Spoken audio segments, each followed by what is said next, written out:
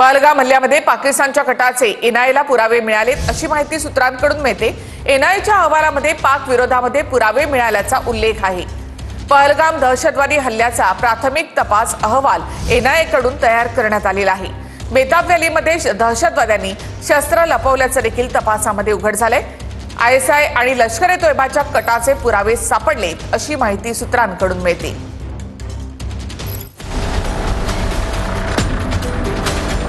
आतापर्यंतच्या एनआयए तपासात काय? एनआयए कडून बैसरन व्हॅलीचं 3D मॅपिंग आणि रिक्रिएशन करण्यात आलंय। एनआयएने जवळपास 150 लोकांचे जबाब नोंदवले। घटनास्थळी रिकामी काडतुसं मिळाली आहे। रिकामी काडतुसं तपासासाठी एफएसएलला पाठवण्यात आली आहे। ओव्हरग्राउंड वर्क्सच्या कॉन्टॅक्ट लिस्ट तयार आहेत। ओव्हरग्राउंड वर्क्सवर कारवाईची तयारी सुरू झाली आहे।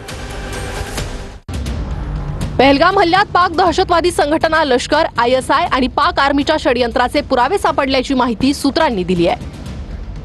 दहशतवाद्यांनी बेताब व्हॅलीमध्ये शस्त्र लपवली होती अशीही सूत्रांची माहिती आहे। एनआयएच्या प्राथमिक अहवालात हाशिम मुसा आणि अलीभाई उर्फ तल्हाभाईचा उल्लेख। सूत्र हाशिम मुसा आणि तल्हाभाई पाकिस्तानचे नागरिक असल्याची सूत्रांची माहिती आहे।